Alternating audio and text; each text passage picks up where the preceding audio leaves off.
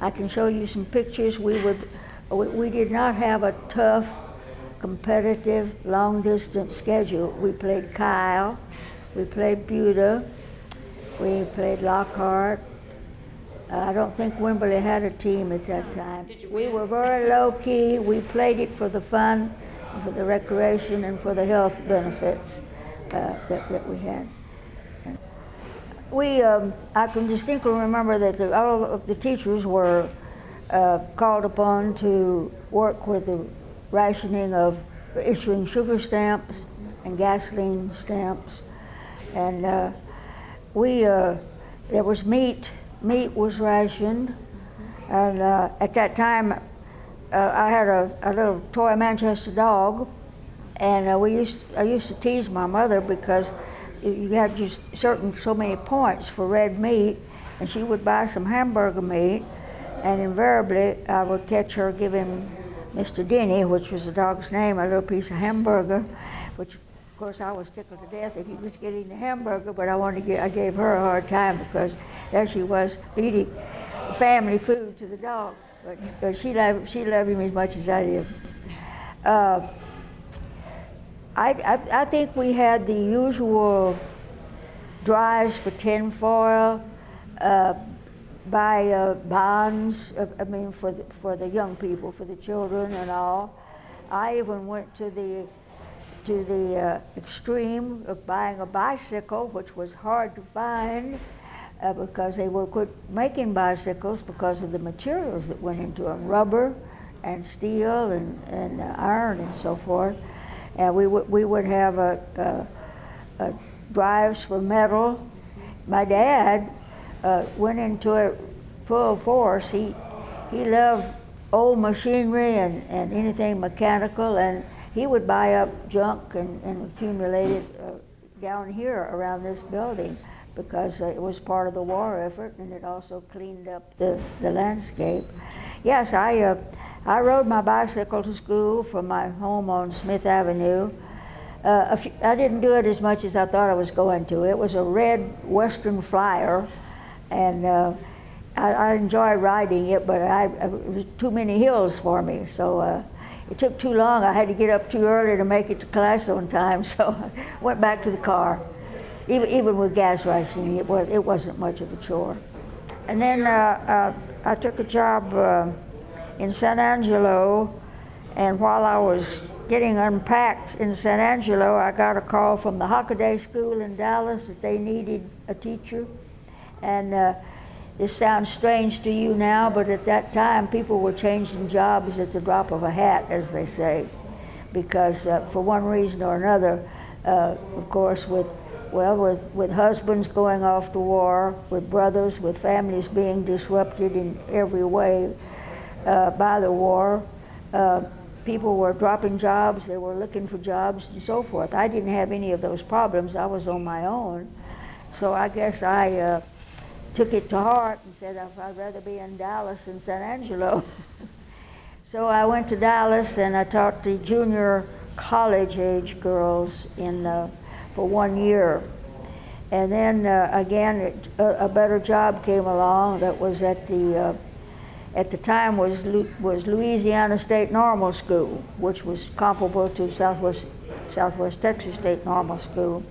Again, it was a wartime job, but I considered it a better professional job. They did have facilities, and I had student teachers, and I knew I could work with them. That was in Natchitoches, Louisiana.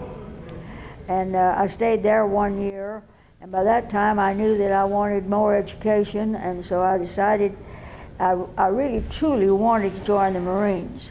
I really wanted to be a part of the action as far as the war was concerned. My mother looked with dismay on that, and she said, "Nice girls don't join Marines." And I guess I was considered a nice girl. Anyway, I deferred to her wishes, but I said I want to do something, and I want to be ready when this thing is over. So I chose the University of Iowa for graduate school. And the reason I chose it was because at that time, it was a leader among physical education and kinesiology, biomechanics, and so forth. And another reason was that Oski Strand, for whom Strand Arena is named, was my major professor here at Southwest Texas. He was from Iowa, and he encouraged me to go to Iowa, and I had a better reason, which was because it was a good professional school. So that's where I went, and I stayed 2 years and got my PhD. And then when I graduated there in August of 1946. And the best job that I could find at that time was at Illinois State Normal University in Normal, Illinois, because they offered me the rising sum of $3,000 for 9 months teaching. So I grabbed it because it was the best of the lot.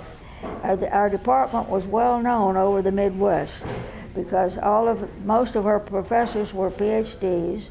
They were people who did research. We were people who wrote articles and went to conventions and tried to better ourselves in every way.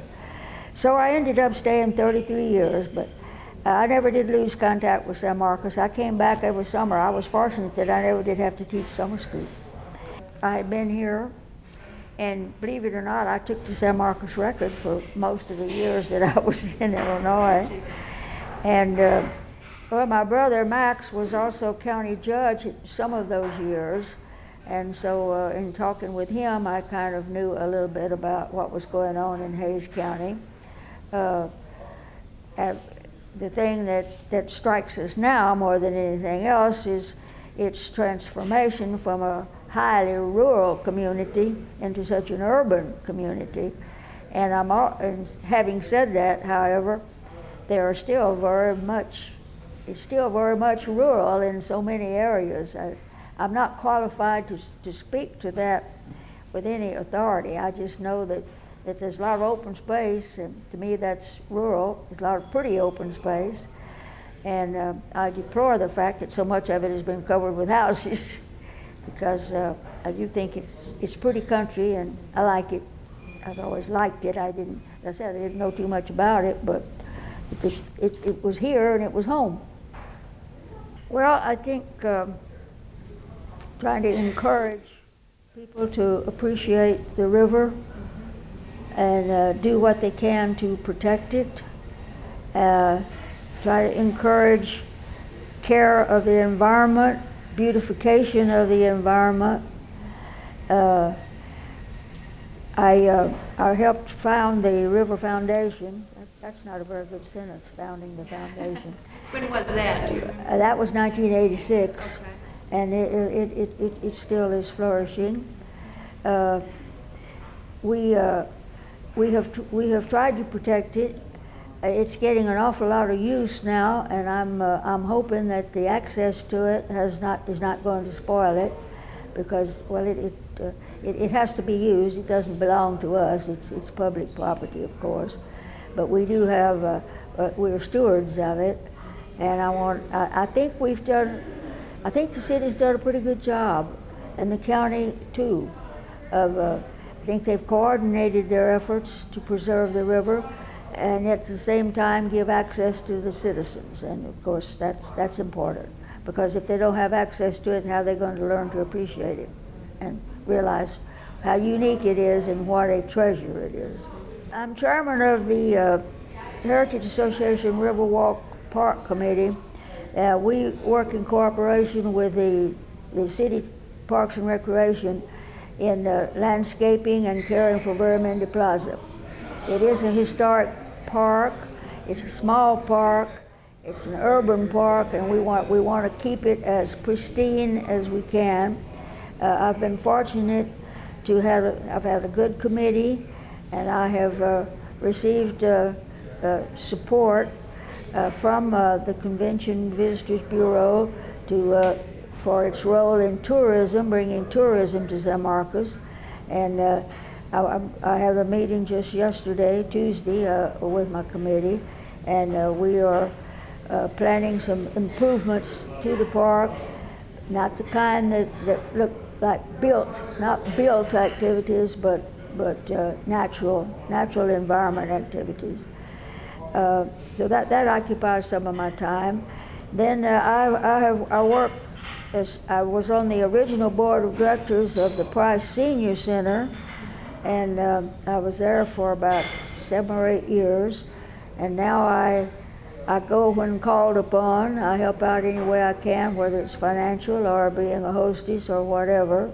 No, I'd just like to express my appreciation to you and the Historic Commission. I was on the Hayes County Historical Commission for several years, representing the Heritage Association. I think Mrs. Stovall was the chair at that time, and she saw to it that I attended all the meetings.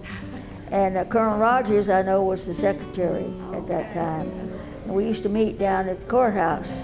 And I'm glad to know that it's alive and well and doing some good things. And if I can help out in any way, I'd like to do it.